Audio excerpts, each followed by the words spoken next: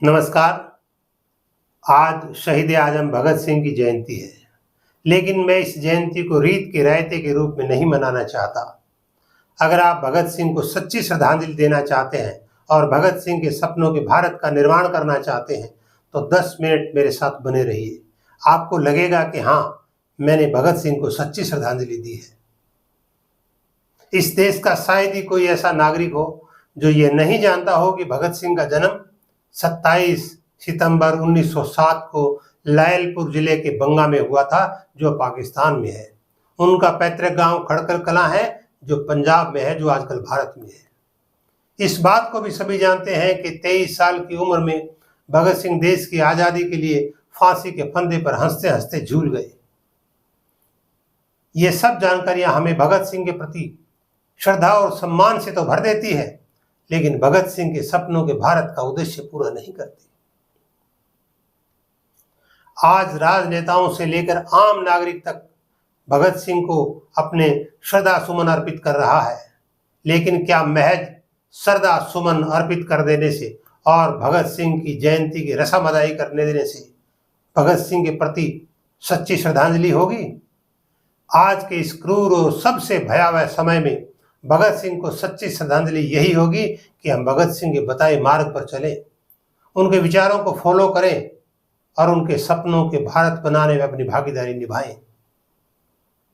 भगत सिंह को सबसे अधिक उम्मीद थी तो वह थी नौजवानों से। इसमें कोई दो राय नहीं है कि आज भी नौजवान भगत सिंह के प्रति पूरी श्रद्धा और सम्मान रखते हैं, लेकिन सिर्फ श्रद्धा और सम्मान रखने से क्या होगा? जाति और धर्म की संप्रदाय की कट्टरता की तरफ बढ़ रहे भारत के लिए आज भगत सिंह के विचारों की सबसे अधिक आवश्यकता है। नौजवानों को अगर भगत सिंह को सच्ची श्रद्धांजलि देनी है तो भगत सिंह के विचारों को फॉलो करना ही होगा। भगत सिंह के सपनों के भारत का निर्माण करने के लिए उन्हें आगे आना ही होगा। राजनीतिक दलों से उसकी उम्मीद करना बेईमानी है। कहना नहीं होगा कि आज भगत सिंह के सपनों का भारत छिन्न भिन्न है, त्रस्त है, पस्त है, गुलामी के नए दौर में प्रवेश कर रहा है। धार्मिक कट्टरता और पाखंड बढ़ रहे हैं। आदमी और आदमी के बीच जाति और धर्म और संप्रदाय की खाई खोदी जा रही है। नई पूंजीवादी आर्थिक नीति भगत सिंह के सपनों के भारत को खंड खंड कर रही है। भगत सिंह के सपनों का भारत अपने ही देश के लोगों की मार खाकर कर्रा रहा है। बेरोजगारी, महंगाई, अशिक्षा, लूट खुले रूप से तांडव कर रही है। भगत सिंह के सपनों के भारत के विपरीत विचारों से हिंसा और संवेदनहीनता बढ़ रही है। धर्म और राजनीति ने गठजोड़ कर लिया है। सरपंच से लेकर प्रधानमंत्री तक अविश्वास के घेरे में खड़े हैं। 2 जून की रोटी के लिए लोग दिन रात खप रहे हैं, लेकिन ढंग का खाना नसीब नहीं हो रहा है। भगत सिंह की लड़ाई सत्ता परिवर्तन के लिए नहीं थी, बल्कि उनकी लड़ाई आर्थिक परिवर्तन के लिए थी, आर्थिक स्वतंत्रता के लिए थी। यही कारण है कि जनता को आज सत्ता परिवर्तन में कोई रुचि नहीं है, और अगर है तो सिर्फ जाति, धर्म और संप्रदाय के नाम पर। बाजार में पूंजी के इस हो हल्ले में भगत सिंह उदास, निराश और मौन खड़े हैं। क्या नवयुवकों को उनका मौन दिखाई नहीं देता? भगत सिंह हमारे आदर्श हैं तो इस विचार के कारण होने चाहिए, लेकिन हतभाग्य कि भगत सिंह के विचारों की दूर दूर तक चर्चा नहीं है।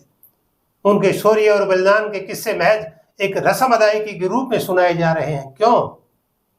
मध्यम वर्ग का एक बड़ा हिस्सा आत्मलीन है। मानसिक जड़ता अपने पूरे वजूद के साथ पांव पसारे बैठी है। निराश और हताश युवक राशिफल और भविष्य फल में उलझा हुआ है। वह किंग कर्तव्य विमूढ़ है और साम्राज्यवादी ताकतें चाहती है कि जनता जाति, धर्म, संप्रदाय के नाम पर आपस में लड़ती रहे। लेकिन आज का नौजवान इन सब बातों से बेखबर है। कहीं कहीं वह आत्ममुक्त भी दिखाई देता है। भगत सिंह का मानना था कि उनकी क्रांति पूंजीवाद, वर्गवाद और कुछ खास लोगों के विशेष अधिकार दिलाने वाली प्रणाली का अंत कर देगी। लेकिन आजादी के 75 वर्ष बाद भी क्या उनका अंत हुआ? भगत सिंह ने तो कहा था कि क्रांति की तब तक आवश्यकता है जब तक समाज में विषमता व्याप्त है। या मुझे रामधारी सिंह दिनकर की वो प्रसिद्ध पंक्तियों की कुछ लाइनें याद आ रही हैं कि जब तक मनुज मनुज का सुख भाग नहीं सम होगा, शमित न होगा कोलाहल, संघर्ष नहीं कम होगा, और किसने कहा महापाप है स्वत्व प्राप्ति हित लड़ना, उठा न्याय का खंग समर में अभय मारना मरना। लेकिन आज नौजवान बेखबर है। आज किसी भी राजनीतिक दल के पास सर्वहारा वर्ग के लिए कोई सपना नहीं है। सर्वहारा वर्ग को भी जाति और धर्म के खांचों में बांटने की साजिश रची जा रही है और लोग उस चक्रव्यूह में फंसते जा रहे हैं। धर्म और पूंजी को शीर्ष पर रखने वाले लोग मजदूर, किसान और कमेरे वर्ग के उत्थान की सोच नहीं रख सकते। महज 23 साल की उम्र में भगत सिंह हमारे बीच से चले गए। उनका चले जाना एक देशभक्त का चले जाना नहीं है। उनकी मौत एक क्रांतिकारी की मौत नहीं है, बल्कि उनकी मौत आम आदमी के सपनों की मौत है। क्या हम भगत सिंह के सपनों के भारत को पुनर्जीवित कर सकते हैं? अगर नहीं, तो भगत सिंह की जयंती महज एक रस्म अदायगी नहीं तो और क्या है। इससे इस देश का कुछ भला होने वाला नहीं है। हमारे मन में भगत सिंह के प्रति अगाध श्रद्धा है, लेकिन उससे क्या? अगर भगत सिंह के सपनों के भारत का निर्माण करना है तो नौजवानों को विचारों की धार तीखी करके उसे अमली जाना पहनाना होगा। जाति, धर्म और संप्रदाय के खांचों से बाहर निकलना होगा।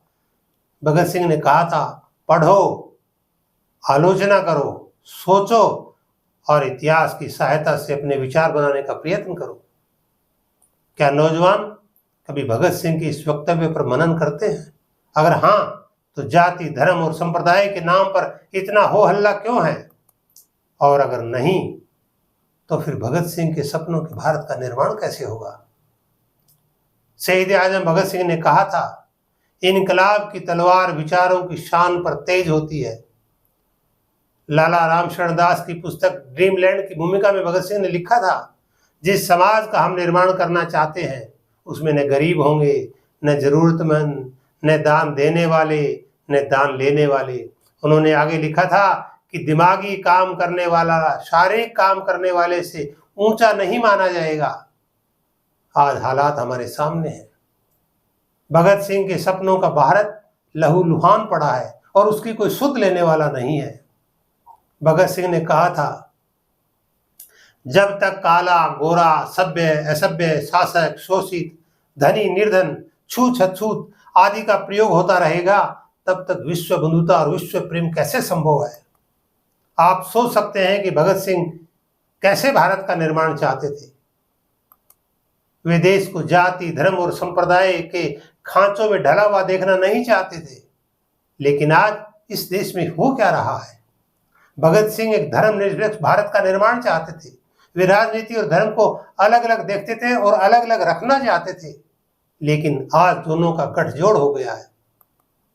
मैं कहना चाहूंगा कि भगत सिंह के सपनों का भारत एक धर्म से त्रस्त है, घायल है। भगत सिंह को सच्ची श्रद्धांजलि यही होगी कि हम भगत सिंह के विचारों के साथ भगत सिंह के सपनों के भारत का निर्माण करने के लिए कटिबद्ध हो जाएं।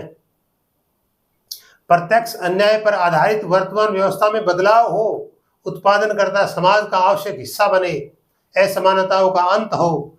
निराशा और आक्रोश के साथ कहना पड़ रहा है कि राजनीतिक वामपंथी दल भी व्यवस्था बदलने के बजाय उसके हिस्सेदार बन गए। चहुंओर पूंजी का बोलबाला है। युवकों की ऊर्जा धर्म धर्म चिल्लाने में या फिर रोजी रोटी का जुगाड़ करने में बर्बाद हो रही है।